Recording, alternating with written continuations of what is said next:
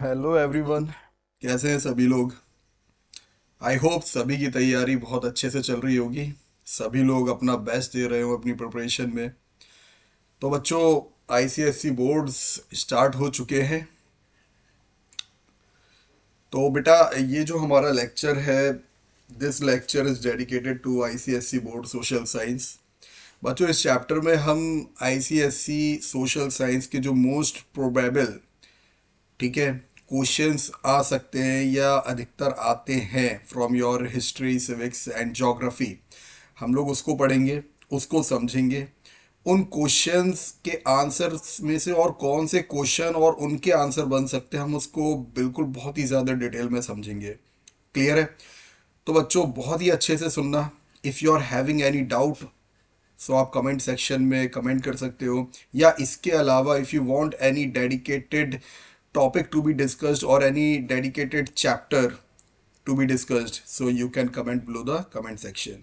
चलो भाई, इसी के साथ हम लोग अपना ये लेक्चर स्टार्ट करते हैं। That is last minute important questions, ICSE social science. और बच्चों, ये जो सीरीज मैंने चलाई है ना, ये सीरीज जो है आईसीएसई बोर्ड की बोर्ड्स डोमिनेशन सीरीज मैंने चलाई है।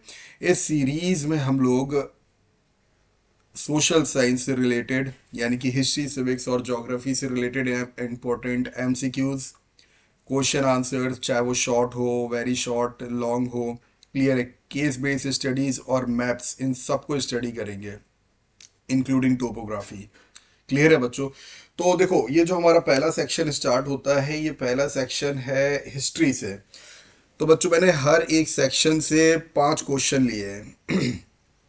ठीक है, वो 5 मोस्ट प्रोबेबल क्वेश्चन जो अक्सर पूछे जाते हैं, क्लियर है, वो हम लोग यहाँ पर डिस्कस करेंगे। तो बच्चों, जो पहला क्वेश्चन है, पहला क्वेश्चन आता है, what were the causes of the first war of independence. क्या पूछा गया कि भाई वो कॉजेज बताइए जो फर्स्ट वॉर ऑफ इंडिपेंडेंस से रिलेटेड हैं।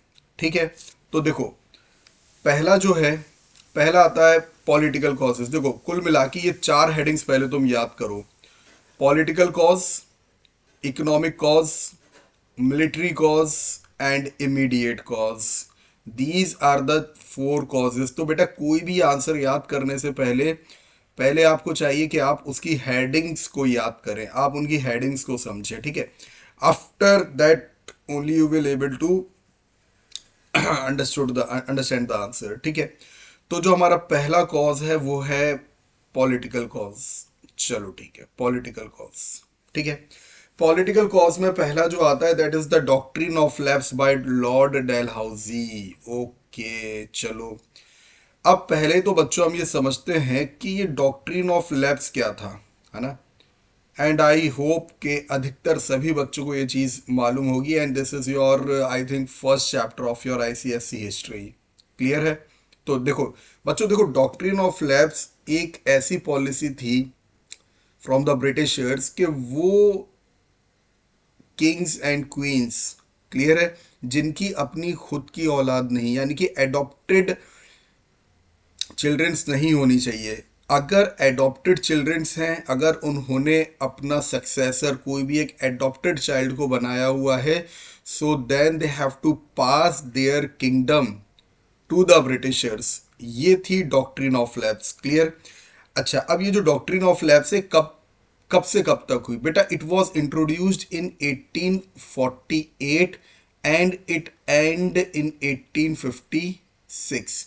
यानी कि द रिवॉल्ट ऑफ 1857 के 1 साल पहले इसको क्या कर दिया गया, ये खत्म हो चुकी थी। ठीक है, तो पहला पॉलिटिकल कॉज में क्या था कि भाई doctrine of lapse by Lord Dalhousie.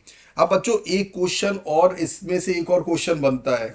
ठीक है, वो क्वेश्चन ये बनता है कि ऐसी कौन सी स्टेट्स हैं या ऐसी कौन सी सिटीज हैं, क्लियर है, जहां पर डॉक्ट्रिन ऑफ लैप्स अप्लाई किया गया।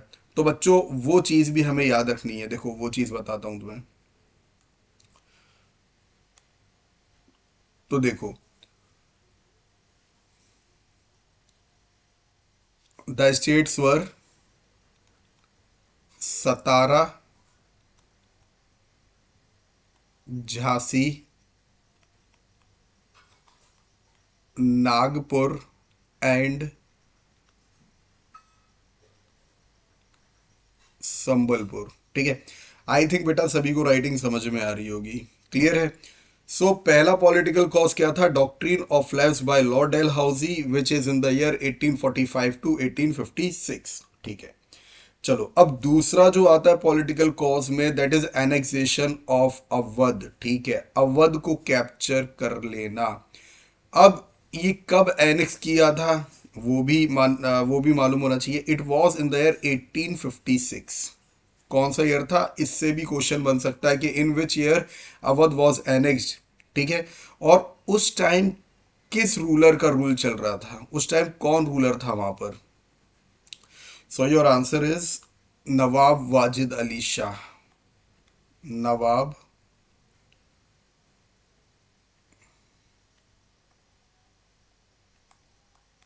वाजिद अली शाह। ठीक है, he was the ruler eight that time. तो बेटा जब अवध को कैप्चर कर लिया, ठीक है, अच्छा अवध को भी कैप्चर किसने करवाया था भाई, लॉर्ड डेलहाउसी ने। ठीक है, सो जब अवध को कैप्चर कर लिया तो जो अवध के सोल्जर्स थे, ठीक है, उन्होंने फिर रिवॉल्ट स्टार्ट किया। क्लियर है, तो पहला हमारा हो गया political cause, that is the doctrine of lapse by Lord Dalhousie and annexation of Awadh. Clear हो गया होगा इतना, चलो। अच्छा, अब जो दूसरा आता है, दूसरा है इकोनॉमिक क्राइसिस। ठीक है, अब वो कौन सी ब्रिटिशर्स की पॉलिसी थी जिसकी वजह से इंडिया को वो इकोनॉमिकली फाइनेंशियली ड्रेन कर रहे थे। ठीक है, वो भी तो भाई धीमे धीमे ही तो, जैसे प्रेशर कुकर जो है, प्रेशर बनते बनते बनते बनते क्या होता है, क्लियर है, बिल्कुल वही चीज हुई, चीजें कई सालों से चल रही थी। ठीक है, लेकिन ये कॉजेज बन गए for the first spark of the independence, that is 1857। Clear है, सो इकोनॉमिक कॉजेज में पहला हम पढ़ेंगे हैवी लैंड रेवेन्यू पॉलिसीज। ठीक है, अच्छा चलो एक काम करते हैं कि यहाँ पर बहुत सारा हौश पौश हो रहा होगा। ठीक है, हम इसको एक नए वाले पेज में बहुत अच्छे से बताते हैं। ठीक है, इस चीज़ को पहले इसको देखो, इसको पहले रब कर देते हैं। ठीक है, जितना यहाँ पर आता है, ठीक है, नहीं तो फिर हम लोग एक पेज ऐड करेंगे और उस पेज पर करेंगे। ठीक है, पहले यहाँ पर जितना आए पहले उसको करते हैं। ठीक है, पेन का कलर पिंक थोड़ा ज़्यादा साफ दिखेगा ना। चलो ठीक है, तो देखो पहले एक बार और रिवीजन कर लेते हैं। Doctrine of lapse by Lord Dalhousie, ठीक है, 1848 टू 1856। ठीक है, कौन कौन सी जगह थी, दैट इज सतारा, झांसी, ठीक, इसके बाद नागपुर और संबलपुर। ये चार जगह हो गई। ठीक है, डॉक्ट्रिन ऑफ लैब्स, इतना याद रखना। अब एनेक्सेशन ऑफ अवध, ये भी अभी बताया था, ये कब, 1856 में। उस टाइम रूलर कौन थे, रूलर वॉज, इसको अलग पेन से करते हैं। ठीक है,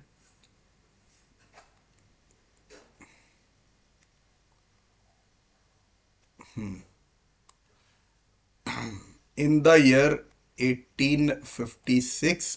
ठीक है, रूलर कौन थे, नवाब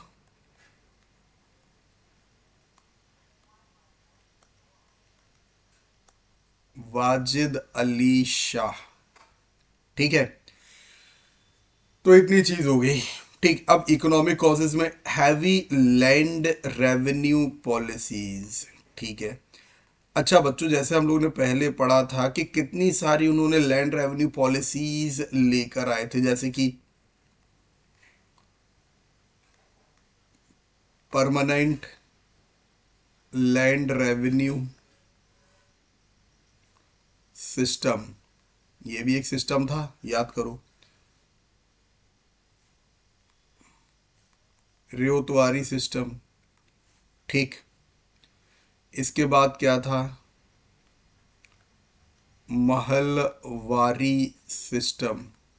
तो बच्चों कितने सारे उन्होंने लैंड रेवेन्यू पॉलिसीज, यानी कि पीजेंट्स तो छोड़ो छोड़ो, पीजेंट्स के साथ उन्होंने किसको टॉर्चर किया, that were the tribal peoples, and the home of the tribal peoples क्या है, उनका घर, उनका घर तो जंगल ही था ना।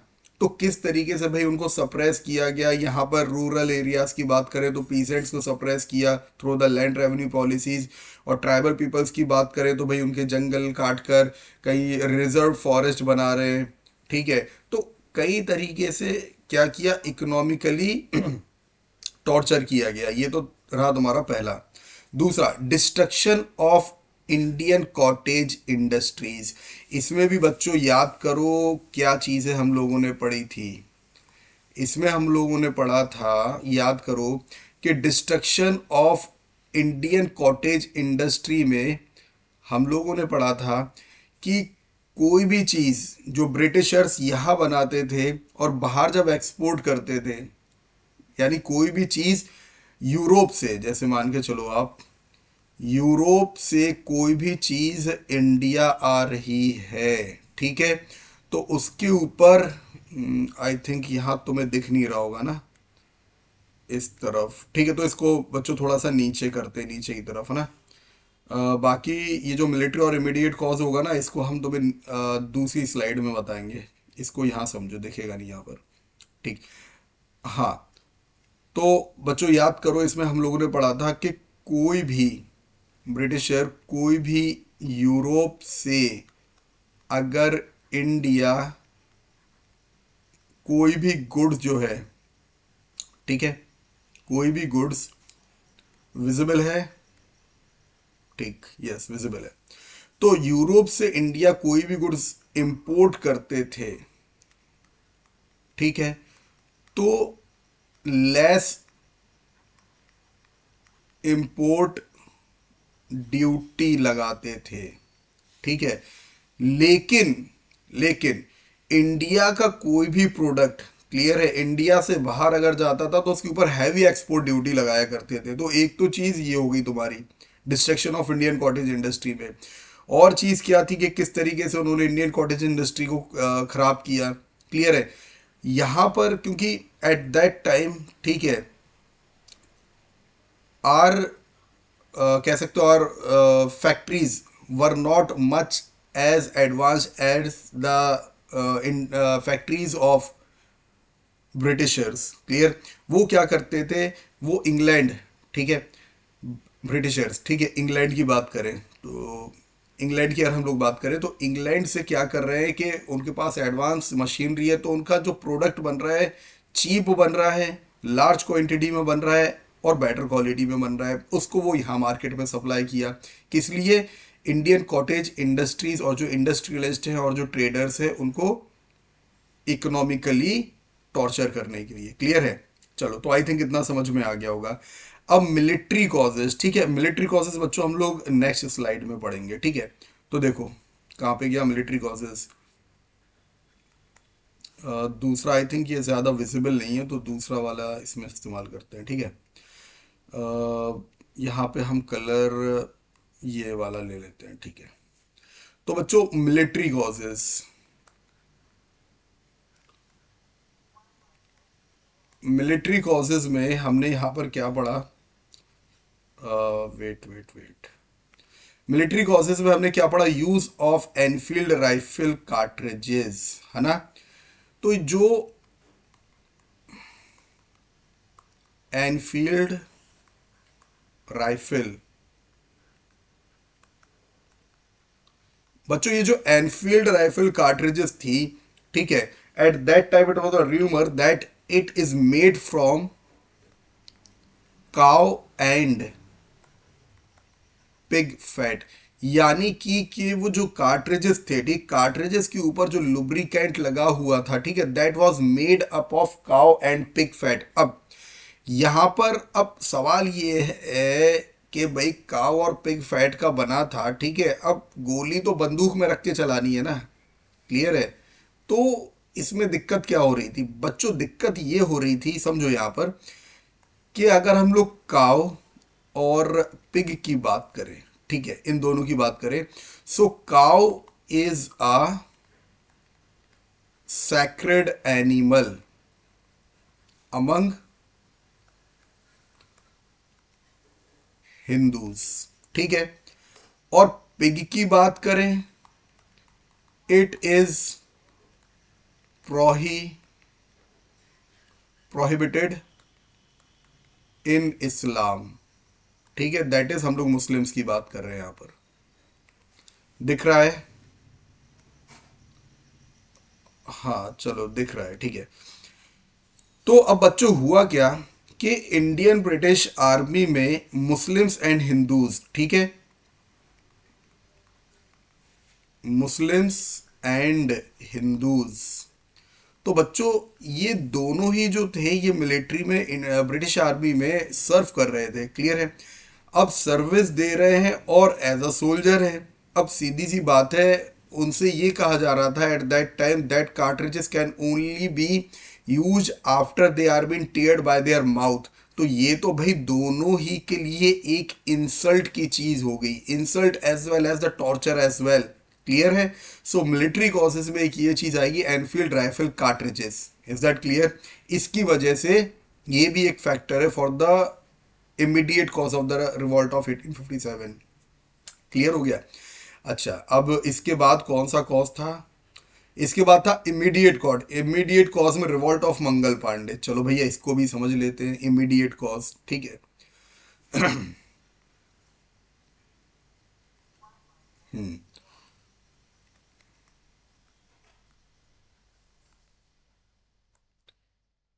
इमीडिएट कॉज, ठीक है, रिवॉल्ट ऑफ मंगल पांडे। बच्चों बहुत अच्छे से इस आंसर को जो है ना, जितने भी यहाँ पर क्वेश्चन आंसर आ रहे हैं उनको बहुत अच्छे से समझो। हाईएस्ट पॉसिबिलिटी है कि क्वेश्चन आएंगे, आते हैं। क्लियर है? तो देखो इमीडिएट कॉज में क्या है, रिवॉल्ट ऑफ मंगल पांडे। ठीक है, अब मंगल पांडे का क्या इसमें रोल है इमीडिएट कॉज में? तो बच्चों देखो, जब ये चीज मालूम चली, क्लियर, क्योंकि Mangal Pandey was also a soldier in the British army. ठीक है, जब उनको ये बात मालूम चलती है कि भाई के we are been insulted, we are been humiliated, ठीक है, and we are been used, clear, और हमसे क्या कहा जा रहा है, हमको हमारे धर्म के खिलाफ चीज़ों को करने के लिए कहा जा रहा है। क्लियर है? सो वॉट ही डिड, एक रिवॉल्ट होता है। हम जगह की बात करेंगे, जगह का नाम था बराक, एक सेकेंड, वेट,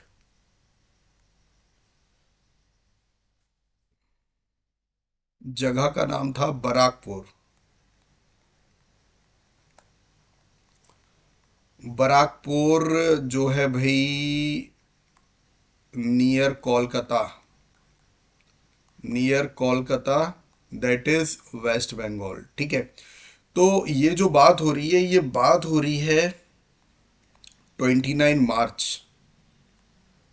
ठीक है, 29 मार्च 1857। ठीक है, तो बेटा 29 मार्च 1857 को क्या हुआ? ठीक है, मंगल पांडे, मंगल पांडे शॉट एंड,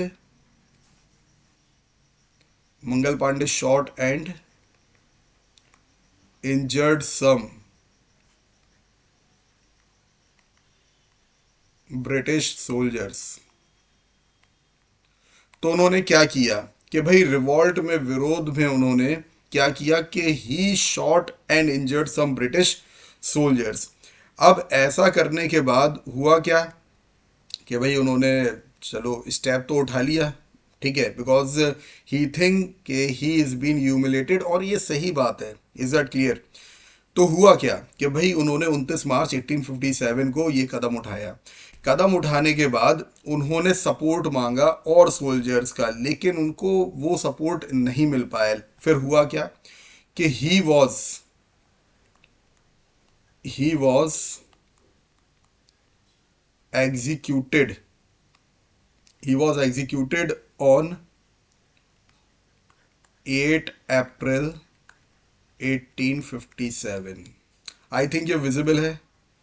चलो ठीक, विजिबल है। ठीक, तो बच्चों ये चीज समझ में आई, इमीडिएट कॉज में रिवॉल्ट ऑफ मंगल पांडे। अब इस चीज को याद रखना, ये इससे भी क्वेश्चन बन सकता है। क्लियर है कि when was Mangal Pandey executed, ये तुम्हारा हो सकता है मे बी एमसीक्यूज में आ जाए। क्लियर है? तो ये चीज क्लियर हो गई है, इमीडिएट कॉज क्लियर। चलो तो बच्चों यहाँ पर हमारा पहला जो क्वेश्चन है, ठीक है, जो कि मोस्ट प्रोबेबली आता है, पूछा जाता है, क्लियर है। अब हम लोग स्टार्ट करेंगे क्वेश्चन नंबर सेकंड, ठीक है। क्वेश्चन सेकंड क्या है कि explain the objectives of the non cooperation movement, जो कि 1920 से 1922 तक चला, ठीक है। ऑब्जेक्टिव्स क्या थे, इसको चालू किया तो भाई इसका एम क्या था। कोई भी चीज आप करते हो तो उसका कोई एम होता है, बिना एम के कोई चीज नहीं की जाती, क्लियर है। और बिना एम के कोई भी चीज की जाए तो वो एमलेस है, वो कोई ऑब्जेक्टिव कोई गोल आप हासिल नहीं कर पाओगे, clear. So what were the objective और द एम, क्लियर है। चलो पहला अटेन स्वराज, ठीक है भाई। कंप्लीट स्वराज मतलब कंप्लीट इंडिपेंडेंस, कंप्लीट इंडिपेंडेंस, ठीक है। तो पहला ऑब्जेक्टिव ये हो गया, ठीक है। हमें आजादी चाहिए, पूर्ण आजादी चाहिए, पूर्ण स्वराज, ठीक है, कंप्लीट इंडिपेंडेंस। या आप इसको कह सकते हो सेल्फ रूल, ठीक है। हमारा देश, हमारा लेजिस्लेचर, हमारी एग्जीक्यूटिव, हमारी जुडिशरी, हमारी sovereignty, that's it. Next, boycott British good and institution. हाँ, नॉन कॉरपोरेशन मूवमेंट में ये भी चीज हुई, ठीक है, कि it was led by Mahatma Gandhi. ये चीज भी रखना। आगे मैंने एक टेबल बनाई है जो डिफरेंशिएट करती है नॉन कॉरपोरेशन मूवमेंट और ये आपका सिविल डिसोबीडियंस मूवमेंट में। पहले इस क्वेश्चन के आंसर को समझो तुम पहले। Boycott British good and institution, यानी कि इसमें क्या हुआ था कि the peoples the peoples who were serving who were serving who were serving in British services, ठीक है, उन्होंने क्या किया, दे रिजाइंड। और भी बहुत सारे पॉइंट है, एक पॉइंट इसको समझो आप पहले, ठीक है। अब प्रमोट स्वदेशी मूवमेंट एंड नेशनल एजुकेशन, ठीक है। स्वदेशी मूवमेंट को प्रमोट किया गया कि भाई made in India, make in India, clear है। This is one of the objective of the non corporation movement. Next, protest against the Rowlatt act and Jallianwala Bagh massacre, ठीक है। ये बेटा ये दो क्वेश्चन, ये जो है ना, अब तुम इस पॉइंट में से दो क्वेश्चन अलग से बन जाते हैं, Jallianwala Bagh massacre and रोलेक्ट act. इस चीज को याद रखना। चलो ठीक है, हम इसको आगे वाली एक नई स्लाइड बनाते हैं और उसमें समझते हैं what was the Rowlatt act, clear है। देखो यहां समझो। चलो रोलेक्ट एक्ट, रोलेट एक्ट, ठीक है। Rowlatt Act was introduced in 1919, ठीक है। ये पॉइंट से याद रखना, ये पहला पॉइंट है, ठीक है। चलो हम यहाँ पर एक ठीक है दोबारा लिख के इसको पॉइंट्स में लिख देते हैं, ठीक है, कि तुम्हारे लिए इजी होगा रिमेम्बर करने के लिए, ठीक है, याद रखने के लिए। कहाँ पर है, ठीक है, देखो ऊपर लिख देते हैं Rowlatt Act, Rowlatt Act side में लिख देते हैं 1919, ठीक है। तो बच्चों इसमें से जो पहला पॉइंट बनता है ना, वो बनता है it was introduced in the year 1919, ये पहला पॉइंट हो गया, ठीक है। दूसरा पॉइंट इसमें था क्या, ठीक है, अरेस्ट विदाउट वारंट, बिना कोई वारंट के अरेस्ट कर लेना, ठीक है भाई। ये D10 है बच्चों, चलो ठीक है दोबारा इसको लिख दे रहे, D10, D10 विदाउट ट्रायल, यानी कि कोई सुनवाई नहीं, बिना सुनवाई के जेल में बंद। ठीक है। चौथा, नो लीगल ट्रायल, यानी उसको मौका ही नहीं दिया जाता था कि अपनी बात को पेश कर सके। ठीक। एक और लिख लो, इतना काफी हो जाएगा। Also known as the Black Act. बेटा विजिबल है यहाँ पर, हाँ विजिबल हो जाएगा। Also known as the Black Act. ठीक है। बस इस चीज को याद रखो, 5 से 6 पॉइंट इनफ है इस चीज के लिए। तो ये था तुम्हारा रोलेक्ट एक्ट। ठीक है। अच्छा, अब इसमें एक और हमारा क्वेश्चन था, जलियांवाला बाग मैसेकर। ठीक है। Protest against Jallianwala Bagh massacre. अब हुआ कि ये था, ये बच्चों इसके बाद हुआ था। जलियांवाला बाग मैसेकर हुआ था 1919 में, अमृतसर। अमृतसर, ठीक है, अमृतसर में। ठीक है, 1999 अमृतसर में। यहाँ पे हुआ क्या था बच्चों कि General Dyer, General Dyer command open firing, ठीक है, ऑन द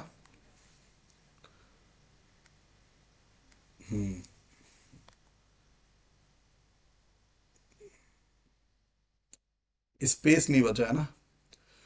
देखो, 1919 अमृतसर, अमृतसर पंजाब में, General Dyer command open firing on the peaceful protester. वो लिख नहीं रहा क्योंकि नीचे स्पेस नहीं है ना, फिर दूसरी स्लाइड ओपन करनी पड़ेगी। क्लियर है। ऑन द पीसफुल प्रोटेस्टर, चलो कोशिश करते हैं कि नीचे आ जाए। ऑन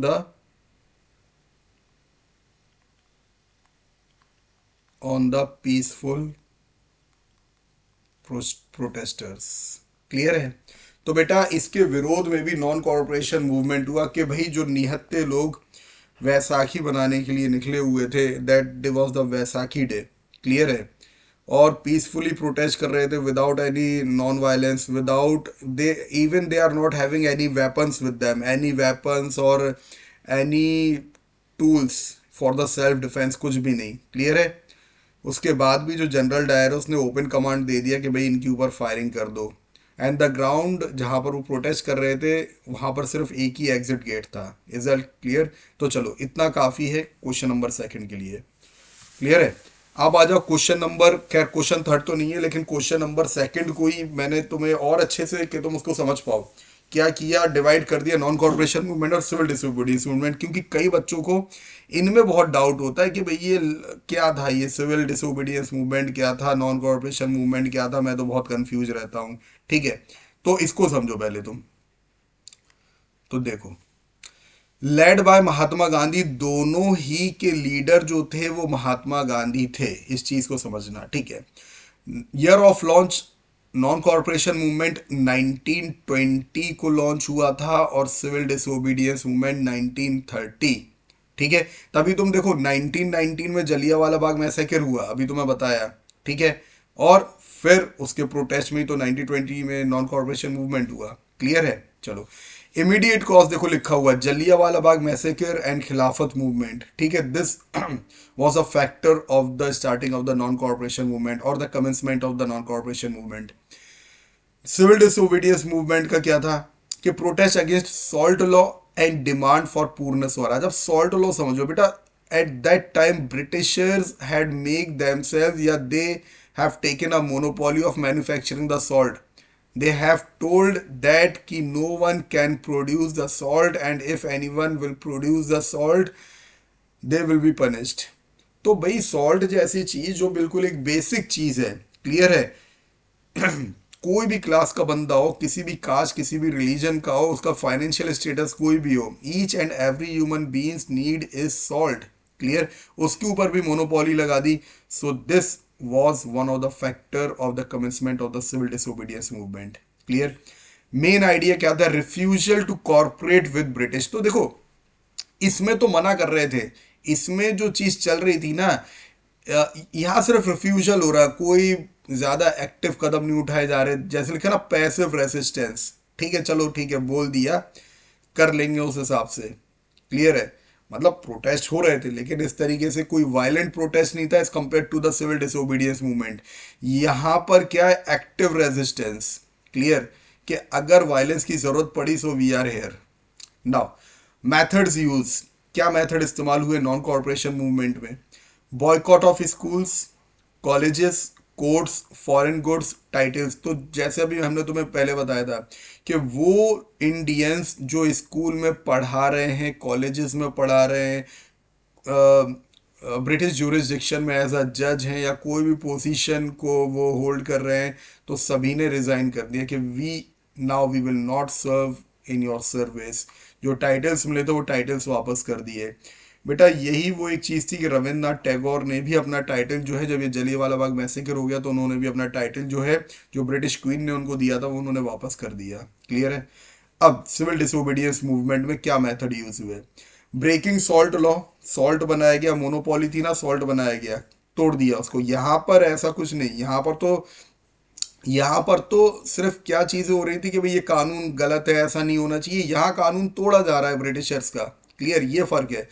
नो टैक्स पेमेंट, पहले मना कर रहे थे इतना टैक्स मत बढ़ाओ मत बढ़ाओ, हम नहीं दे पाएंगे, लेकिन यहाँ पे क्या, अब टैक्स देना ही नहीं है। Clear? Boycott of foreign goods. Clear? यहाँ पर स्वदेशी की बात चल रही, ज्यादा बॉयकॉट नहीं हो रहा। ठीक है? यहाँ स्वदेशी अपनाओ, स्वदेशी अपनाओ। अब यहाँ पर स्वदेशी अपनाओ, साथ में फॉरेन गुड्स को बॉयकॉट करो। तो बच्चों आई होप ये चार चीज समझ में आई होगी। आगे देखो, इंपॉर्टेंट इवेंट्स। अब जो नॉन कॉरपोरेशन मूवमेंट था, ठीक है, उसके इंपॉर्टेंट इवेंट्स के बारे में बात करें। टाइटल सरेंडर कर दिए, रेजिग्नेशन दे दिया। देखो अभी तुम्हें बताया था ना रविन्द्रनाथ टैगोर के बारे में, सरेंडर द टाइटल्स और resignation from the government jobs. यहाँ पर मेन इवेंट जो हुआ वो दांडी मार्च हुआ। ठीक है? फ्रॉम, यहाँ पे लिख देता हूँ ना, फ्रॉम साबरमती आश्रम। ये रेड पे रेड विजिबल होगा कि नहीं, देखते हैं विजिबल है कि नहीं। हाँ विजिबल है, ठीक है। फ्रॉम साबरमती आश्रम टू डांडी। ठीक है? चलो, अब सिविल डिसोबीडियंस मूवमेंट में वो कौन से लोग थे जिन्होंने पार्टिसिपेट किया है? Students, teachers, lawyers, left institutions. यानी स्टूडेंट्स भी जो पढ़ रहे थे वहां पर, जो लोग एज ए स्टूडेंट पढ़ रहे थे, उन्होंने भी ड्रॉप आउट ले लिया। यहां पर किसने पार्टिसिपेट किया? Mass participation including peasants, women and worker. Clear है? यानी औरतें, आदमी, यूथ, पीजेंट्स, हर एक इंडिविजुअल ने हिस्सा लिया। स्प्रेड, ये सिर्फ अर्बन एरियाज तक स्प्रेड हुआ। अर्बन यानी कि सिटी की बात करें, सिटीज, ये दोनों गांव और शहर, ठीक है, दोनों ही जगह ये स्प्रेड हुआ। इसको कब विड्रॉ कर लिया? बेटा एक इंसिडेंट हुआ था, चौरी चौरा इंसिडेंट। चौरी चौरा इंसिडेंट जो हुआ था, ये हुआ था गोरखपुर। गोरखपुर जो कि यूपी में, याद रखना इस चीज को। ठीक है? गोरखपुर में जब पीसफुली प्रोटेस्ट कर रहे थे प्रोटेस्टर्स, तो उस वक्त क्या हुआ कि ब्रिटिशर्स ने वायलेंटली उनको सप्रेस करने की कोशिश करी और इससे दोनों के बीच में झड़प हुई, और फिर कई पॉलिटिशियंस जो थे, इंडियन लीडर्स जो थे, उनको जेल में भी अंदर डाल दिया था। Is that clear? तो फिर ये वापस ले लिया। Gradually withdrawn after Gandhi Irwin pact. ठीक है? गांधी एरविन पैक्ट, ये भी हम आगे पढ़ेंगे ये था क्या, इसको कब विड्रॉ किया गया। 1931 में तो किया गया, लेकिन एक पैक्ट हुआ। पैक्ट का मतलब बच्चों होता है समझौता, compromise, contract.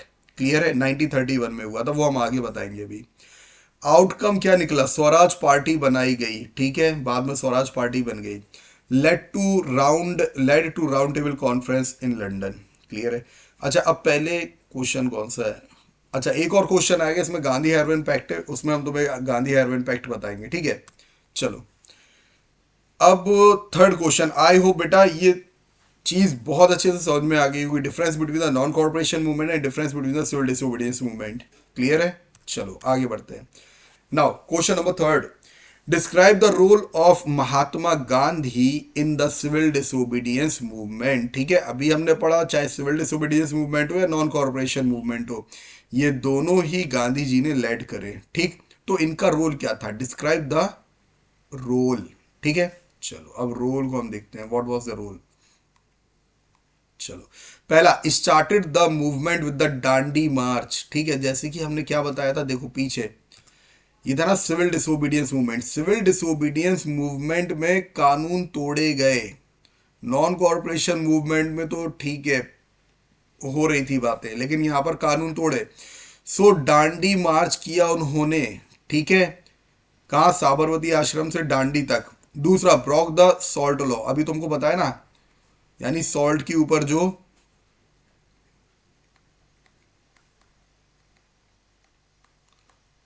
Britishers monopoly on salt, उसको खत्म करने के लिए। ठीक है, encourage boycott of foreign goods. Clear है कि फॉरेन गुड्स का इस्तेमाल ना करें एट दैट टाइम।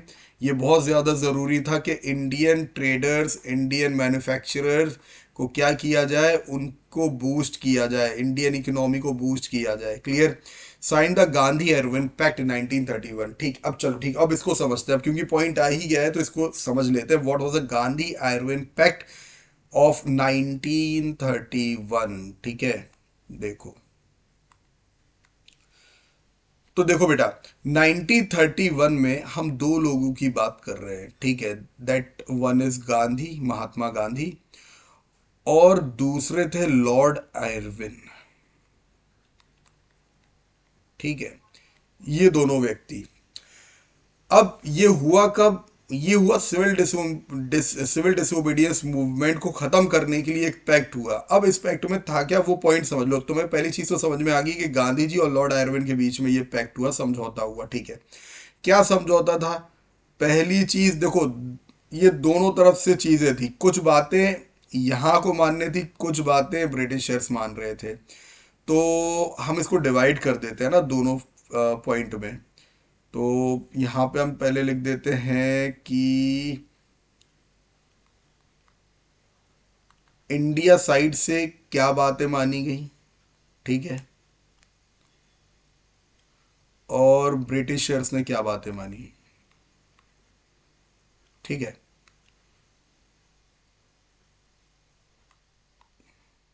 देखो, पहले ब्रिटिशर्स का लिखते हैं, ठीक है, फिर इंडियंस का लिखेंगे। ब्रिटिशर्स, ठीक है, उन्होंने क्या किया, दे रिलीज्ड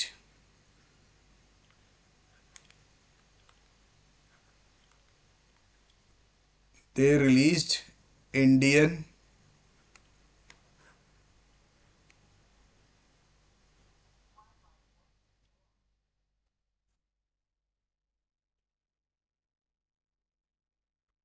दे रिलीज्ड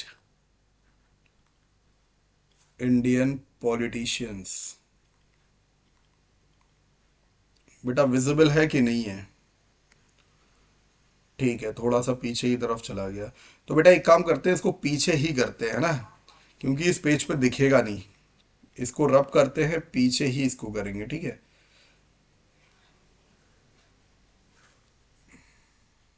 एक नई स्लाइड पे करेंगे इसको। चलो,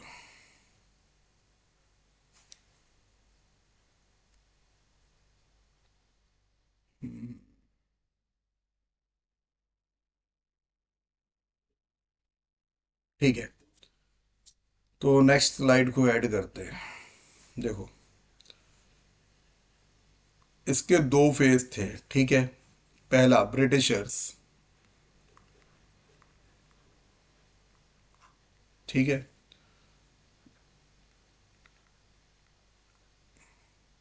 पहला ब्रिटिशर्स और दूसरा इंडियन। ठीक,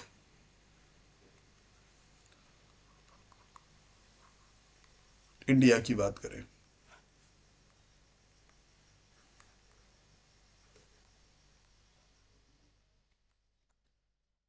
दे released they released yes, they released Indian politicians and leaders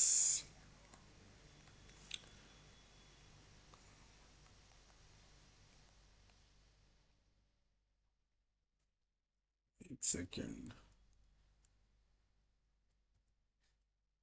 yes.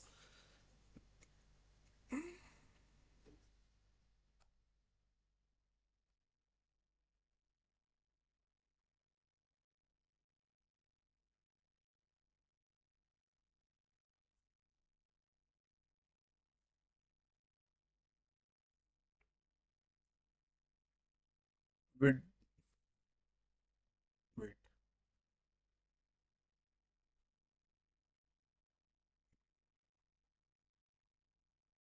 Withdrew Rowlatt Act. Clear है, ये इनकी तरफ से था।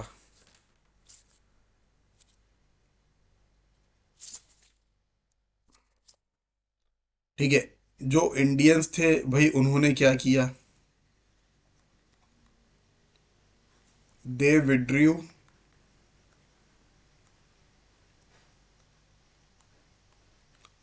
जो मेन चीज थी जो ब्रिटिशर्स को चाहिए थी, दैट वाज के withdrawal of the civil disobedience movement. They withdrew civil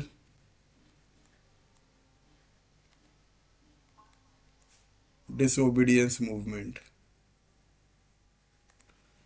ठीक है, तो ये दो या तीन पॉइंट पढ़ लो, ये काफी हो जाएंगे। ठीक है, कि Indians they withdrew civil disobedience movement. ठीक है,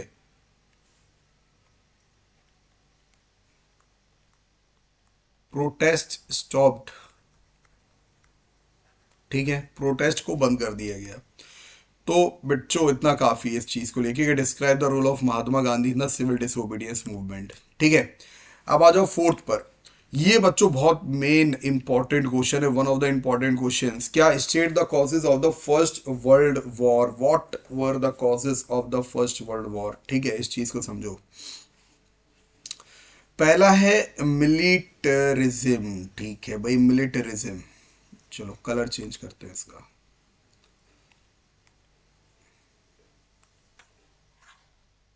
ठीक, तो पहले तो ये समझो कि मिलिटरिज्म होता क्या है। बेटा देखो, militarism is a belief to make one's nation to makes one nations army and naval forces strong. देखो,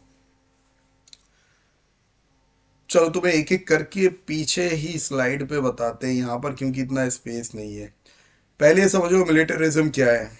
ठीक है, ये यहीं पे लिख देते हैं, बाकी जो इसके और एक्स्ट्रा फैक्ट्स हैं वो तुम्हें बताते हैं। ठीक है, is a belief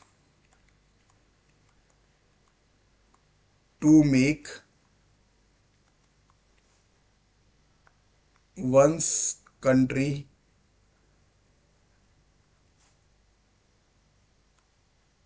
army and naval forces, naval forces strong, well equipped. ठीक है, मिलिटरिज्म। तो पहला कॉज बच्चों ये था फर्स्ट वर्ल्ड वॉर। अच्छा, फर्स्ट वर्ल्ड वॉर पहले ये भी देख लो भाई कब से कब तक हुआ, ये भी कई बच्चे भूल जाते हैं। इट्स फ्रॉम 1914 टू 1980, ये था तुम्हारा फर्स्ट वर्ल्ड वॉर। ठीक है, सेकेंड वर्ल्ड वॉर कब था, चलो वो भी लिख देते हैं। सेकेंड वर्ल्ड वॉर था तुम्हारा 1913 टू 1945, ये तुम्हारा वर्ल्ड वॉर सेकेंड, इस चीज को याद रखना। ठीक है, तो आगे बढ़ते हैं। देखो, अगर हम लोग बात करें, मिलिटरिज्म की बात कर रहे हैं ना, तो देखो पहला हमने क्या पढ़ा, militarism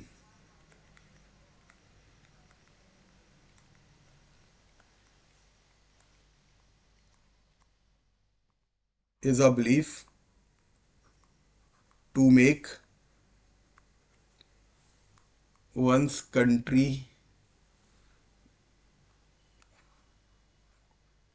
is a belief, wait,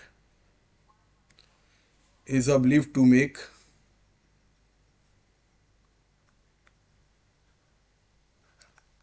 countries army and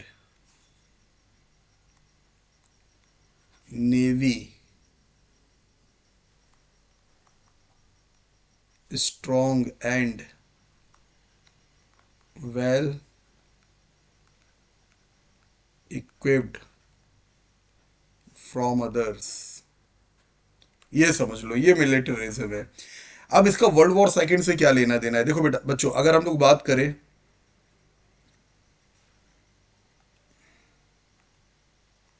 देखो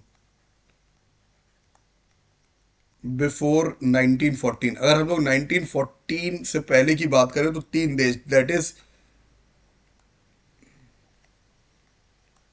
जर्मनी, ब्रिटेन एंड फ्रांस। ये जो तीन कंट्रीज थी ना, देखो हर चीज लिखेंगे नहीं, बस पॉइंट समझ लो कि before 1914 Germany, Britain and France, they started, they started, ये लिख सकते हैं, they started to make their defence system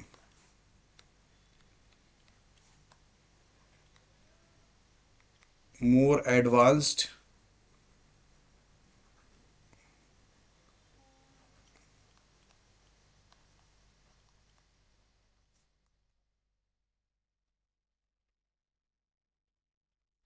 तो बच्चों इससे क्या हुआ?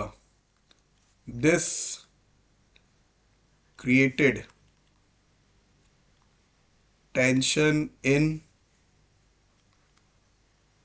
Other European countries. समझे? तो पहला तो ये हो गया मिलिटरिज्म, ठीक है, कि 1914 से पहले जर्मनी, ब्रिटेन या जो फ्रांस, ये जो कंट्रीज हैं, ठीक है, ये अपनी नेवी, तो एक कंपटीशन चल रहा, समझ रहे हो ना, एक कंपटीशन के, देखो भाई हमारी कंट्री का तुम्हारी कंट्री से, क्लियर है, क्या है, बहुत अच्छा डिफेंस सिस्टम है, आर्मी वेल इक्विप्ड है, वेल डेवलप्ड है, क्लियर है, हर चीज से लेस, नेवी की बात करें इतनी सबमरीन्स हैं, क्लियर है, तो तमाम तरीके का कंपटीशन चल रहा है। तो इससे हुआ क्या कि जो और यूरोपियन कंट्रीज थी, ठीक है, उनको डर लगने लगा कि भाई ये इतना ज़्यादा वेल डेवलप हो रहे हैं, तो कहीं ना कहीं ये उनके लिए क्या था, एक कॉशन अलार्म था। तो पहली चीज समझ में आ गई, मिलिटरिज्म, ठीक है, ये पहला कॉज था, ठीक है। दूसरा कॉज हम लोग पढ़ेंगे, दूसरा कॉज क्या है, अलायंसेस, इसको समझ लो, अलायंस क्या होता है, ठीक है। बच्चों यहां से रब कर दे रहे, पूरा नई स्लाइड्स में ही तुम लोगों को पढ़ाएंगे, ठीक है, इसको रब करते हैं यहाँ पर, अलायंस हम लोग दूसरी स्लाइड पे पढ़ेंगे। चलो,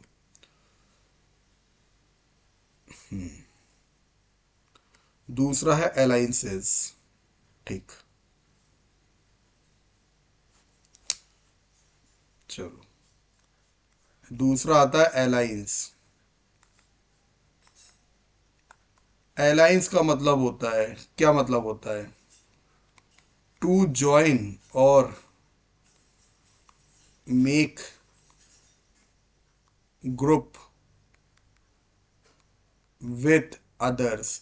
अब वो कुछ भी हो सकता है, ठीक है, वो कोई पॉलिटिकल पार्टी हो सकती है, वो कोई कंट्री हो सकती है, वो कोई टीम हो सकती है, कुछ भी हो सकता है। लेकिन यहाँ जो हम पढ़ेंगे अलायंस के, टू जॉइन और मेक ग्रुप विथ अदर्स, यहाँ हम पढ़ रहे हैं कंट्रीज के बारे में, ठीक है, अलायंस। अब ये जो अलायंस है भाई, ये किस तरीके से, ये आप इसको कॉज कह सकते हो कि world war second, sorry world war first का कॉज है। तो बच्चों यहाँ पर दो दो की हम बात करेंगे, triple alliance and triple entente, triple alliance, दो अलायंस बनी, एंड ट्रिपल एन, सॉरी,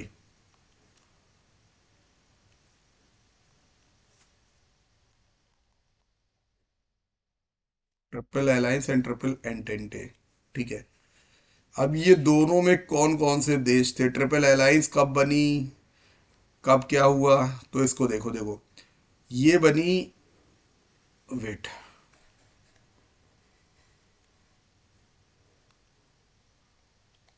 1882 और ये बनती है 1907 में। ठीक है, कौन कौन से देश थे इसमें? जर्मनी,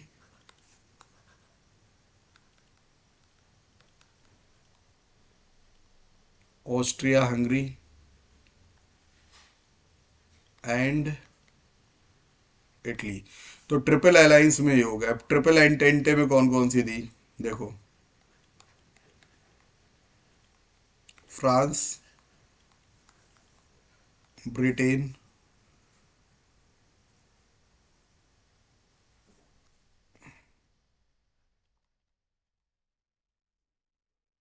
तो तुम देखो तीन तीन देश है यहाँ पर। Triple alliance 1882, triple entente, that is France, Britain and Russia. तो यहाँ पर ये समझो कि ये मतलब ये रीजन क्यों बना। तुम देखो यहाँ पर ये देखोगे कि अलायंस हो गया। अलायंस का मतलब आप कह लो जोड़, कोalition या गठबंधन की आप बात कर लो। क्या कि Germany, Australia, Hungary and Italy, France, Britain and Russia. तो बच्चों इसमें होता क्या था या हुआ ये था कि ये जो कंट्रीज हैं ये आपस में जुड़ी हुई है कि अगर कोई भी देश, अगर ट्रिपल अलायंस है, अगर इन तीनों में से कोई भी देश इनके ऊपर हमला करता है, मान चलिए जर्मनी के ऊपर हमला करता है, तो ऑस्ट्रिया हंगरी और इटली ये साथ में जर्मनी के साथ उस कंट्री के अगेंस्ट लड़ेगी। क्लियर? अगर फ्रांस से कोई लड़ता है तो ब्रिटेन और रशिया फ्रांस के साथ मिलकर उससे लड़ेगी। तो ये अलायंसेस थे। तो बच्चों इन्हीं अलायंसेस की वजह से this is one of the factors of the world war. अभी आप आगे पढ़ोगे एक पॉइंट आएगा कि ऑस्ट्रिया हंगरी में क्या हुआ था, वो तो मैं आगे बताएंगे। चलो अभी बता देते हैं, ठीक है। और जो ऑस्ट्रिया, चलो आगे बताएंगे इसको अभी, क्योंकि फिर आगे फिर तुम्हें बोरिंग सा लगेगा अभी तुमको। फिर अगर आगे बताएंगे तो इसको अभी खत्म करते हैं, ठीक है। तो अलायंसेस समझ में आ गया, ठीक है। अब चलो नेक्स्ट क्या था? नेक्स्ट है इंपीरियलिज्म। इंपीरियलिज्म, ठीक है। ये तो कई बच्चों को बिल्कुल रटा हुआ होगा कि इंपीरियलिज्म होता क्या है।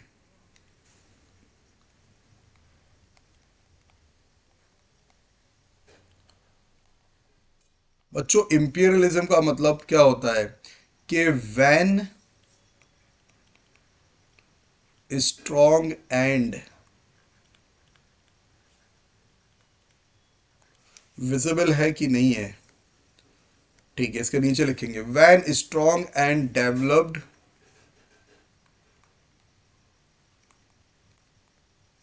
कंट्रीज या कंट्री, ठीक है,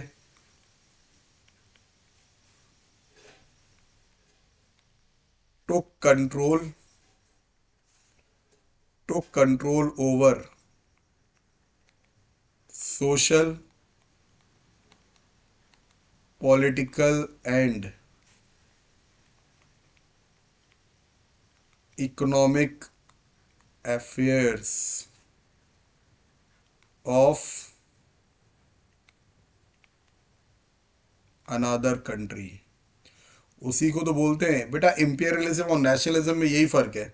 नेशनलिज्म में क्या है कि भाई माय कंट्री इज बेस्ट, ठीक है,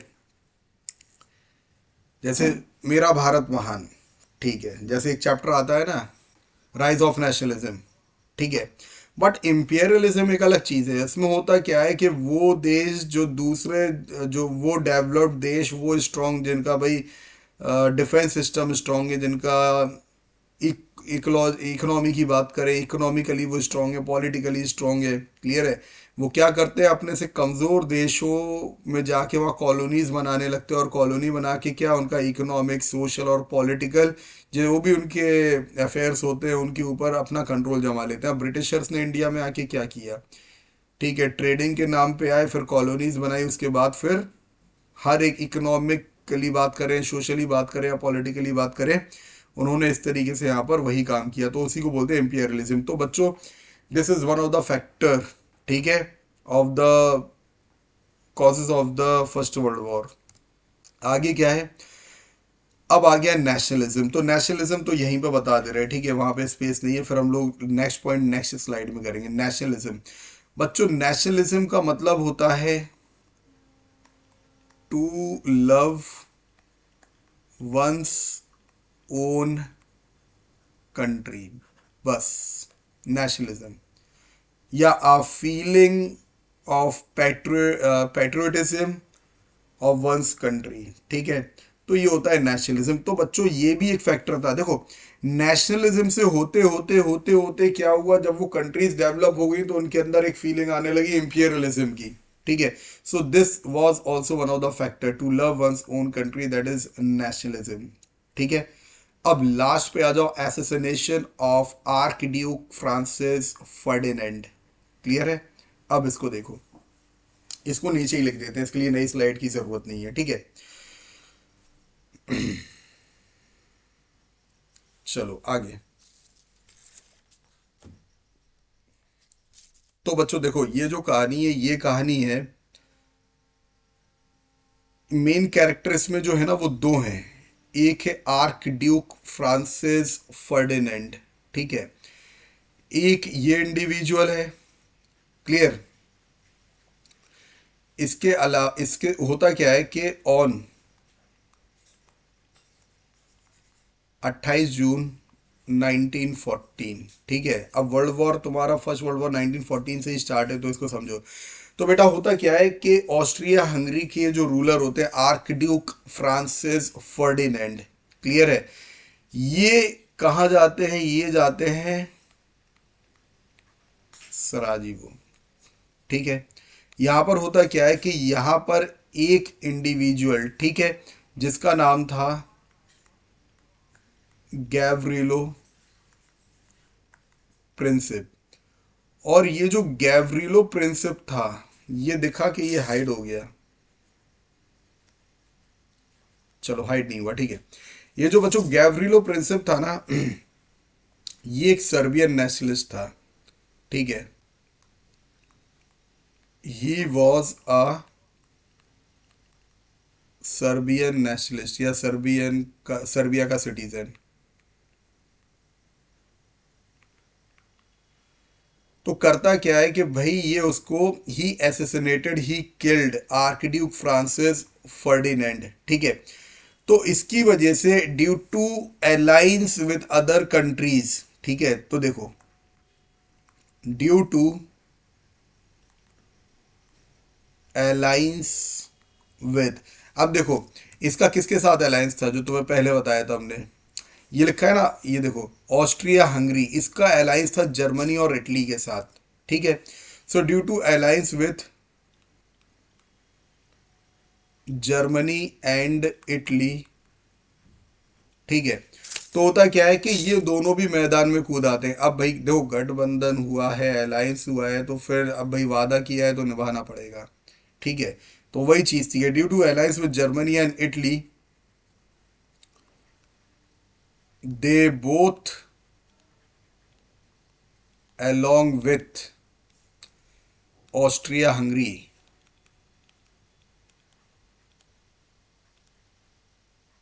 ठीक है। तो इसके साथ इन्होंने क्या किया, वो भी मैदान में एंटर द बैटल फील्ड, वो भी मैदान में कूद गए। With Austria Hungary enter the battle field. थोड़ा ध्यान से देखोगे तो समझ में आ जाएगा, ठीक है। तो बच्चों ये था हमारा क्वेश्चन नंबर 4। अब आ जाओ क्वेश्चन नंबर 5 के ऊपर, ठीक है। ये लास्ट क्वेश्चन है हिस्ट्री का, ठीक है। तो इसको बहुत अच्छे से समझ लेना, क्लियर है। चलो, तो explain the rise of nationalism in Germany, ठीक है। एक्सप्लेन करिए कि नाजिज्म जर्मनी में किस तरीके से राइज हुआ। तो पहले तो बच्चों ये समझ लो ये नाजिज्म क्या है, उसके बाद आगे के पॉइंट समझेंगे। नाजिज्म, ठीक है, ये थी ideology of Hitler, Adolf Hitler, clear है। उसकी आइडियोलॉजी को बोला जाता है नेजिज्म, और उसने जो पार्टी बनाई थी उस पार्टी का नाम था नेजी, ठीक है, पॉलिटिकल पार्टी। खैर डिक्टेटरशिप चलती थी, लेकिन आप इसको पार्टी बोल सकते हो, पॉलिटिकल पार्टी, क्लियर है। तो पहला आया हार्श ट्रीटी ऑफ वर्सेल्स, ठीक है भाई। अब जो वर्सेल्स वर्सेल्स में जो हार्श ट्रीटी लगी थी, ट्रीटी ऑफ वर्सेल जिसको बोला जाता है, ठीक है, फर्स्ट वर्ल्ड वॉर के बाद, क्लियर है, वो ट्रीटी की वजह से जर्मन नेजिज्म का राइज हुआ। अच्छा वो ट्रीटी में था क्या वो समझो पहले। तो बच्चों देखो हम यहाँ 1 2 3 4 कर दे रहे हैं, देखो यहाँ पर, तो वहां पर हम आंसर 1 2 3 4 करके लिखेंगे, तो तुम्हें मालूम होना चाहिए वन का मतलब क्या है, ठीक है। वेट, ये हो गया, चलो ठीक है, वन। अब पहला हम लोग स्टार्ट करते हैं, ठीक है। पहले में क्या है, ट्रीटी ऑफ वर्सेल्स की वजह से इट लॉस्ट, वेट,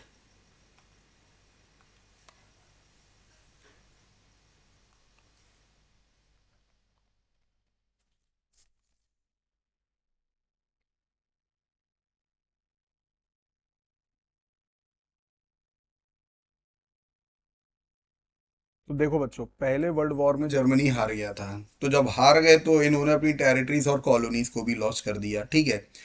ये इसका रहा पहला पॉइंट। दूसरा point, it's army was reduced, army की एक संख्या बना दी गई कि भाई इससे ज्यादा सोल्जर्स नहीं होने चाहिए। सबमरीन्स के लिए तो बिल्कुल ही मना कर दिया, no submarines, is that clear. चलो, it have to pay heavy डेप्ट कंपेंसेशन, ठीक है। अब क्योंकि भाई वॉर हुआ तो सीधी सी बात है कि खर्चा तो होता ही है वॉर में, क्लियर है, वेपन्स, सोल्जर्स, मेडिकल कॉजेज, कई सारी चीज़ें, तो जितना भी जो कुछ खर्चा हुआ था सब जर्मनी के ऊपर लगा दिया कि भाई अब तुम भुगतो, तुम हारे हो, अब तुम्हें ये पे करना पड़ेगा, ठीक है। चलो, तो पहला पॉइंट समझ में आ गया। अब इकोनॉमिक क्राइसिस एंड अनएम्प्लॉयमेंट, अब इसमें क्या पॉइंट्स थे, ठीक है, इसको समझो कि इससे हाइपर इन्फ्लेशन आ गया, hyper inflation in 1923, savings were ruined। अगर तुम लोगों ने पढ़ा होगा, सीबीएसई में भी है, तुमने अपनी बुक में भी पढ़ा होगा कि एक ब्रेड की कीमत, जब कोई एक ब्रेड खरीदने जाता था, ब्रेड यानी रोटी की बात करें, ठीक है, तो पूरा थैला भर के, या एक जो 3 व्हील वाली जो गाड़ी होती है उसको पूरा भर के लेके जा, यानी कि इतना ज्यादा जो जर्मन मार्क है इतना ज्यादा गिर चुका था। Is that clear. तो hyper inflation in 1923, savings were ruined। इसके बाद द ग्रेट डिप्रेशन, ये आया था 1929 में, इस चीज को समझ लेना, ठीक है। इससे क्या हुआ, led to mass, led to mass unemployment, clear, visible है पीछे, ठीक है। थोड़ा सा हट गया, उसको मिटार देते हैं ना, ठीक है, यहां से मिटार के रब करके दोबारा करते हैं, ये ठीक है, led to mass unemployment, clear है। तो देखो दूसरे में हमने क्या देखा, ये सब फैक्टर्स है कि harsh treaty of Versailles, economic crisis and unemployment. तो अब इसको हम इसमें क्यों लेकर आ रहे हैं कि नेजी जो है, इस मतलब नेजिज्म राइज इससे कैसे हो गया, वो बिल्कुल लास्ट में बताएंगे, ठीक है।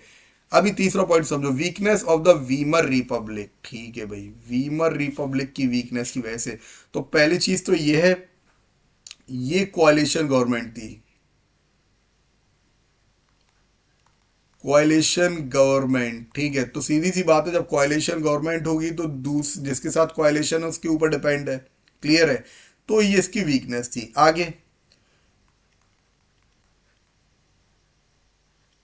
It failed to solve economic problems, यानी कि लोगों को रोटी तक खाने को नहीं मिल रही है, ठीक है, लोगों को काम नहीं मिल रहा है, वो कोई भी चीज जो है ये सॉल्व नहीं कर पा रहे थे, तो ये तुम्हारा रहा तीसरा फैक्टर, ठीक है। अब चौथा, leadership of Adolf Hitler and Naezy propaganda. अब जो तुमने तुमने जो जो तीनों पॉइंट पढ़े हैं ना, 1 2 3, अब ये तीनों पॉइंट का राज जो है ये चौथे में, कि हम इसमें क्यों पढ़ रहे हैं। ट्रीटी ऑफ वर्सेल्स क्यों आया, इकोनॉमिक क्राइसिस क्यों इसमें पढ़ रहे हैं, weakness of Weimar Weimar Republic क्यों पढ़ रहे हैं, उस सब का आंसर इस फोर्थ में छुपा हुआ है। क्या है कि leadership of Adolf Hitler and Naezy propaganda. अब इसकी बात करें, देखो यहां पर,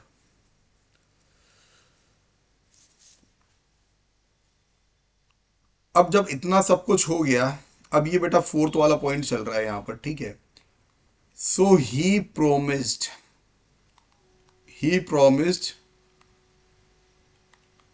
to raise the glory of Germany.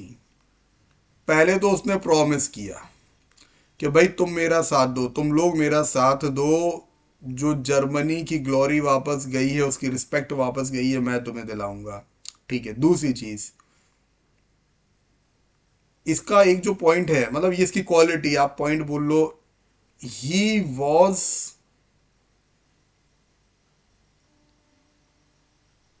He was a very good orator, यानी कि स्पीकर, मतलब बहुत बेहतरीन तरीके से बातें करना, लोगों को कैसे फंसाना है, क्या बात करना है वो, ठीक है। He started propaganda,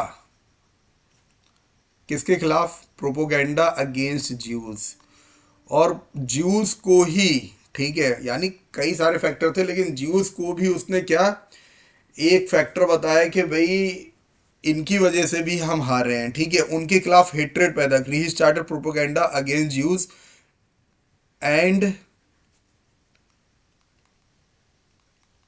starting hatred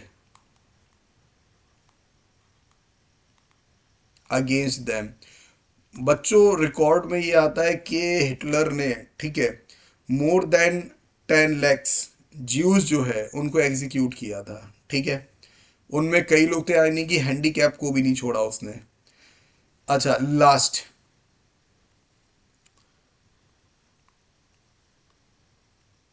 he use print media, print media नहीं, न्यूज़पेपर वगैरह की बात करें, ठीक है।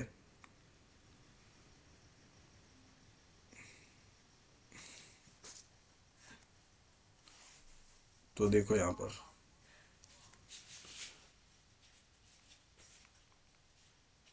सॉरी, ही यूज्ड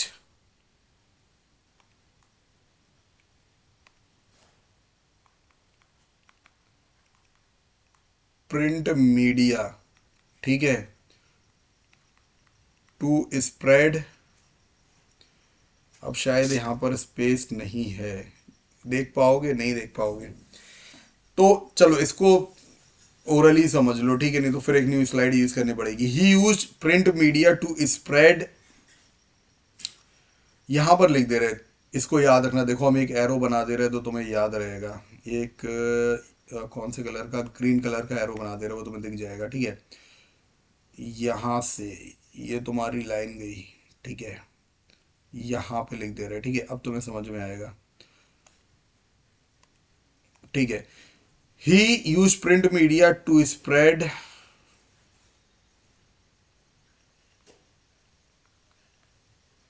प्रोपोगेंडाज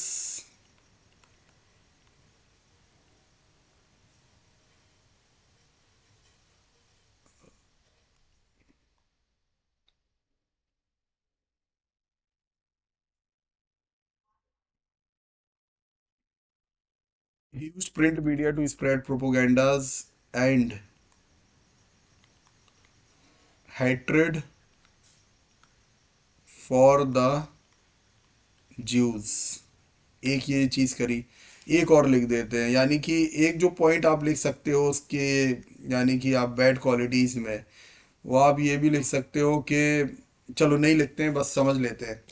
उसने जो हैंडीकैप वगैरह थे या जो ज्यूज थे उनको क्या नाम दिया था कि ये अनडिजायरेबल्स हैं, ठीक है। जो हैंडीकैप थे उनको क्या बोला कि they are the liabilities of our nation and we are not in the state, कि हम लोग लाइबिलिटीज को पे कर सके, हमें एसेट की जरूरत है। क्लियर है? तो चलो ठीक है।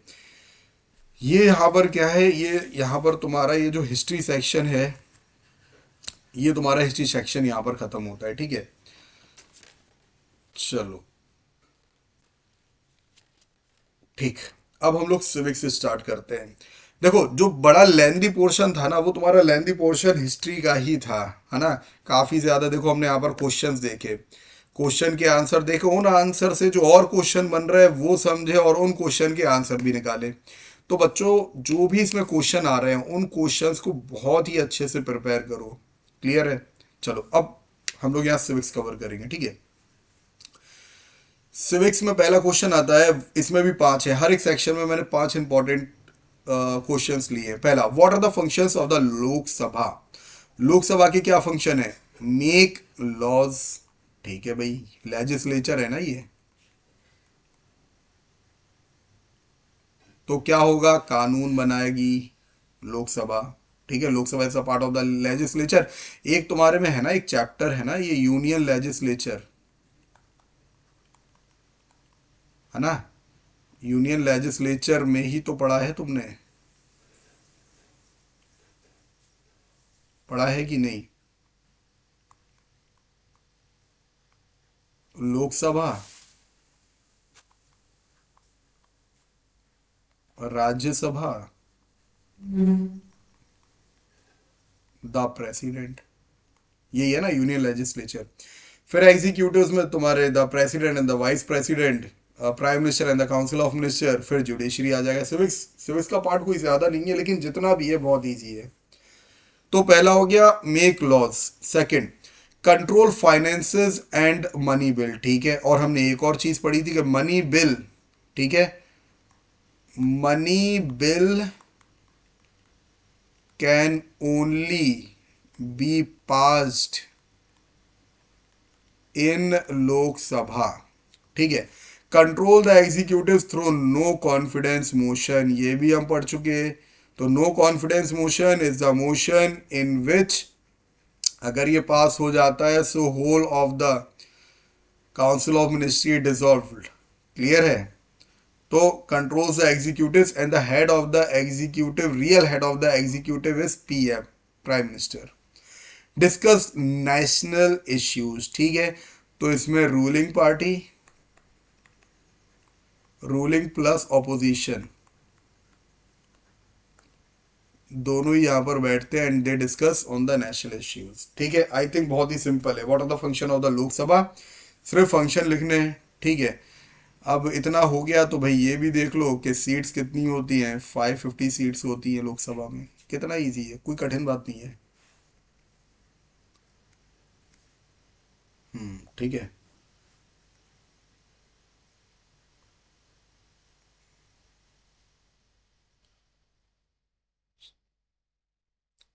तुम्हें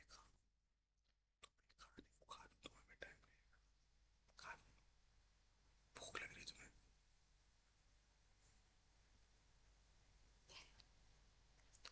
चलो ठीक है, अब सेकंड वाले पे आते हैं। State the powers of the president of India, ये भी बहुत इजी है। ठीक है, प्रेसिडेंट की पावर बताइए। तो पहले तो तुम लिख लो कि ही, मतलब पावर नहीं है लेकिन क्वालिटीज है, he is a nominal head. पहला पॉइंट ये हो गया, ये भाई नॉमिनल हेड होते हैं। दूसरा, he is the first citizen of a country. ठीक है, इन्हें फर्स्ट सिटीजन भी बोला जाता है। क्लियर, इतना लिख लो। तो पहले इनकी पावर समझते हैं। Executive, executive power. ठीक है, एग्जीक्यूटिव में हमने क्या पढ़ा था कि भाई who enforce the laws, so he appoints PM and ministers. Clear है, on the advice of PM. Legislative function की बात करें, समन्स पार्लियामेंट। ठीक है, तो बेटा पहला पार्लियामेंट्री सेशन जो है ना, कौन हेड करते हैं? प्रेसिडेंट करते हैं, आफ्टर जनरल इलेक्शंस। और बच्चों जनरल इलेक्शन तुमको मालूम होगा हर 5 साल में होते हैं। क्लियर है? गिव एसेंट्स टू बिल, ये भी बहुत आसान है बेटा। जब कोई भी बिल, देखो बिल और एक्ट में क्या फर्क है, जब तक उसकी चर्चा चल रही है पार्लियामेंट में वो बिल है, और जब प्रेसिडेंट उस पर अपनी सहमति दे देते हैं, साइन कर देते हैं, वो एक्ट या लॉ बन जाता है, ठीक है। So give assent to bill, clear है, ये सिर्फ और सिर्फ प्रेसिडेंट करते हैं। क्लियर होगी कहानी, आगे। अब जुडिशियल पावर क्या है, जुडिशियल पावर भी रखते हैं, ठीक है। ग्रांट्स पार्डन, अगर मान के चलो सुप्रीम कोर्ट, सुप्रीम कोर्ट से ऊपर कोई कोर्ट नहीं है, it is the apex court of the nation, ठीक है। अगर सुप्रीम कोर्ट किसी को डेथ पेनल्टी दे देती है, डेथ पेनल्टी, तो डेथ पेनल्टी देने के बाद अगर जिस व्यक्ति को, जिस इंडिविजुअल को डेथ पेनल्टी मिली है, अगर वो क्षमा याचिका, ठीक है, यानी कि अगर वो प्रेसिडेंट तक लेटर लिखता है और बोलता है कि भाई मुझे आप सजाए मौत से बचा ले, क्लियर है। तो इफ प्रेसिडेंट, ठीक है, अगर प्रेसिडेंट चाहे, ठीक है, तो वो उसकी सजाए मौत जो है, डेथ पेनल्टी जो है वो माफ कर सकते हैं, लेकिन इसका मतलब ये नहीं है कि वो रिहा हो जाएगा। इसके बाद जो रहेगी वो रहेगी लाइफ टाइम इम्प्रिजमेंट, क्लियर है। अब तो आ जाओ emergency, can declare national emergency, ठीक है। ये सब पावर होती है प्रेसिडेंट की। चलो अब तुम लोग बताओ। अब देखो हमने बोली थी ना, कई क्वेश्चन के आंसर से फिर क्वेश्चन निकाल के फिर आंसर निकालेंगे। इसमें हमने क्या बताया, इसमें हम लोग एलिजिबिलिटी एक बार रिवाइज कर लेते हैं, ठीक है। एलिजिबिलिटी में क्या था पहली, चलो पहली तो इंडियन लिखते हैं, ठीक है। ये एलिजिबिलिटीज हैं, याद रखना।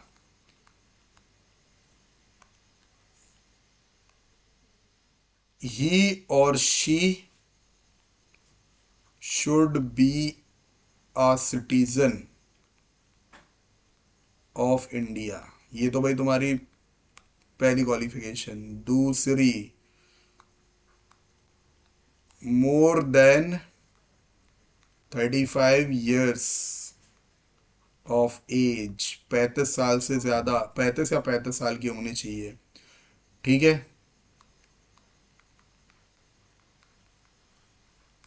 Elected member of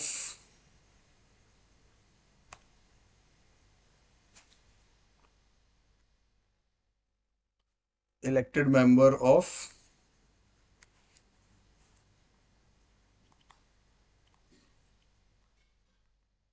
either house,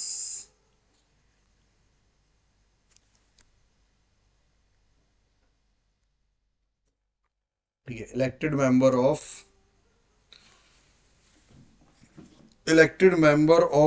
either side of the, sorry side नहीं, वो हाउस लिखना था, either house of the parliament, ठीक है। चलो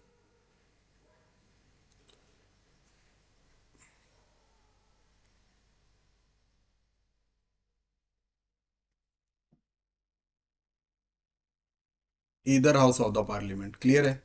चलो तीसरे पे आते हैं, what is the role of the prime minister, prime minister की ड्यूटीज बताइए, इनका रोल क्या है। पहला, हेड ऑफ द गवर्नमेंट, ठीक है।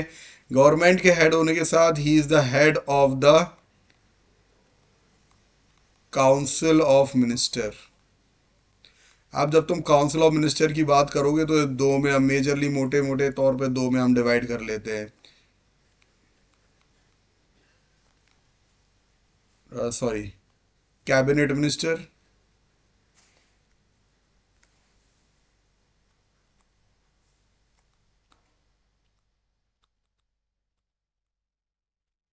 फिर मिनिस्टर ऑफ स्टेट्स,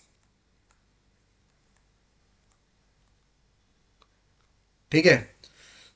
दूसरा, लीडर ऑफ लोकसभा, ठीक है, ये भी एक इनकी रोल है। फॉर्म काउंसिल ऑफ मिनिस्टर, जैसे कि हमने तुम्हें बताया था, पहले ही बता चुके हैं यहाँ पर। एडवाइजेस द प्रेसिडेंट, ठीक है। अब आ जाओ, mention the function of the supreme court of India. अब सुप्रीम कोर्ट की बात कर रहे हैं तो सीधी सी बात है, हम लोग यहाँ पर जुडिशरी की बात कर रहे हैं, ठीक है।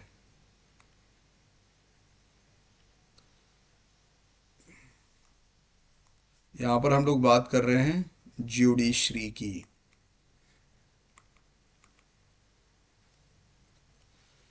ठीक, तो पहला क्या फंक्शन है, ओरिजिनल ज्यूरिसडिक्शन। ठीक है, यानी कि कोई भी अपना केस सुप्रीम कोर्ट में दाखिल कर सकता है, और इंडिविजुअल ही नहीं, अगर स्टेट्स के, दो स्टेट्स के बीच में कोई मैटर है तो वो भी सुप्रीम कोर्ट में सुनवाई हो सकती है। एप्लीएट ज्यूरिसडिक्शन, बच्चों एप्लीएट ज्यूरिसडिक्शन का मतलब होता है कि it can hear and change the verdict of the lower court. समझ गए, यानी कि निचली अदालत ने, चाहे वो हाई कोर्ट हो या डिस्ट्रिक्ट कोर्ट हो, सेशन कोर्ट हो या सिविल कोर्ट हो, एनी कोर्ट, क्लियर है, उस कोई भी इंडिविजुअल अगर उसको लगता है कि भाई लोअर कोर्ट्स ने वो जजमेंट, सही जजमेंट नहीं दिया है, सही का मतलब ये है कि वो सेटिस्फाई नहीं है उस जजमेंट से, क्लियर है, तो वो सुप्रीम कोर्ट जा सकता है। This is known as appellate jurisdiction. Advisory jurisdiction, it can advise the president. ठीक है, गार्जियन ऑफ द कॉन्स्टिट्यूशन, यानी कि अगर किसी भी बिल की चर्चा, ठीक है, कोई भी एक नई पॉलिसी की चर्चा हो रही है और अगर सुप्रीम कोर्ट को लगता है कि it is against the principles of the constitution, तो वो बिल की चर्चा, या अगर वो बिल पास हो जाता है तो उसको वो रोक सकती है। ये पावर जुडिशरी के पास है। Is that clear? So these are the functions. अब 21 पे आ जाओ। State the objectives of the united nation. ठीक है, यूनाइटेड नेशन जो है इसके ऑब्जेक्टिव्स को बताइए। तो पहले तो तुम्हें ये मालूम होना चाहिए कि यूनाइटेड नेशन का फॉर्मेशन कब हुआ। ठीक है,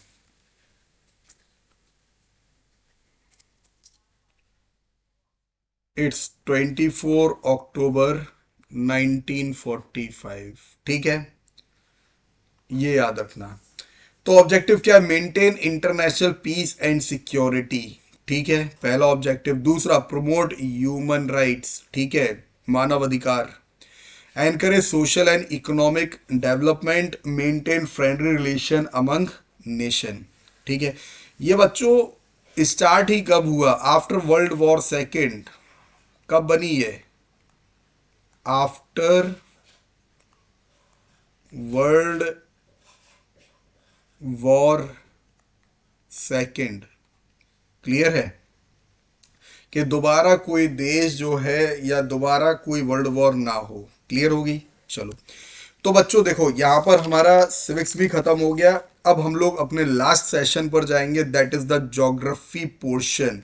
ठीक है, यहां पर भी मैंने 5 इंपॉर्टेंट क्वेश्चन जो है वो यहां पर लिखे हुए हैं। क्लियर है? अब उसको अच्छे से एक बार समझना। क्लियर? देखो, पहला, what are the climatic condition required for rice cultivation. बहुत आसान है। ज्योग्राफी अगर देखा जाए, टोपोग्राफी को आप थोड़ा बोल सकते हो कि हाँ कॉम्प्लेक्स है। ठीक है, रिवाइज करोगे बार बार, कॉम्प्लेक्स नहीं है, लेकिन अदर देन टोपोग्राफी अगर हम बात करें तो ज्योग्राफी भी इजी है, कोई बड़ी चीज़ नहीं है। देखो, टेम्परेचर कितना चाहिए? 20 डिग्री से 27 डिग्री सेल्सियस। रेनफॉल 100 से 200 सेंटीमीटर के बीच। फर्टाइल एलुवियल सॉइल चाहिए। ठीक है, land, level land and irrigation. Level land का मतलब ये प्लेन्स पे होती है, प्लेन्स। ठीक है, और अच्छी खासी इरिगेशन चाहिए। इरिगेशन यानी कि सिंचाई। Now describe the distribution of iron ore in India. Iron ore India में कहाँ कहाँ डिस्ट्रीब्यूटेड है? यानी मेजर उड़ीसा, झारखंड, छत्तीसगढ़ एंड कर्नाटका। ठीक है, ये स्टेट्स हैं। स्टेट्स में किस जगह पर है ये लिखा हुआ है। क्लियर है? इसको भी अच्छे से प्रिपेयर करना। तीसरा, state the advantages of conventional source of energy. ठीक है, कन्वेंशनल सोर्स ऑफ एनर्जी के एडवांटेजेस बताइए। पहला, high energy output, easily available, established technology. Clear है?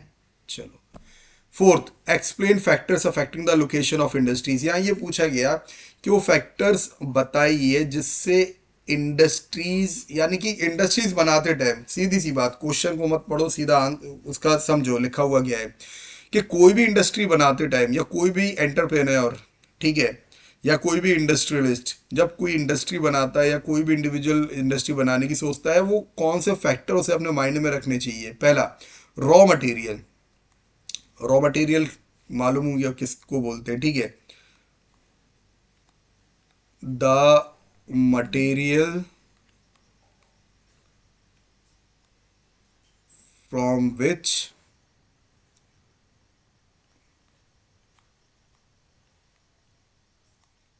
कंप्लीट गुड्स आर मेड, ठीक है, इसको रॉ मटेरियल बोलते हैं। देखो तुम्हें आसान भाषा में समझा है, कोई कॉम्प्लेक्स चीज नहीं है।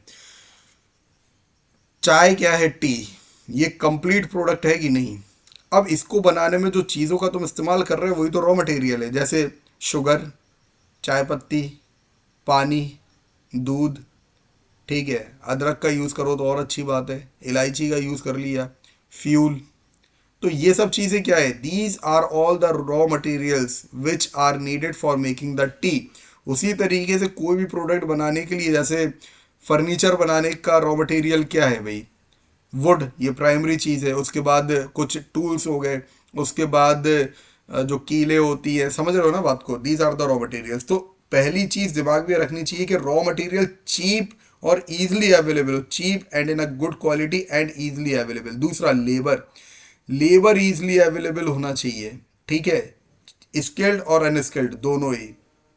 पावर सप्लाई, ठीक है, क्या पावर सप्लाई है वहां पर? और अगर है, क्लियर है, तो फिर उसे क्या कंसेशन उसके ऊपर मिलेगा? जैसे हम लोग पढ़ चुके हैं SEZ के बारे में, स्पेशल इकोनॉमिक जोन्स, क्लियर है, वहाँ पर हर एक चीज़ जो है वो इंडस्ट्रियलिस्ट या एंटरप्रेन्योर को एज कम्पेयर टू अदर्स काफ़ी सही मिलती है, क्लियर है।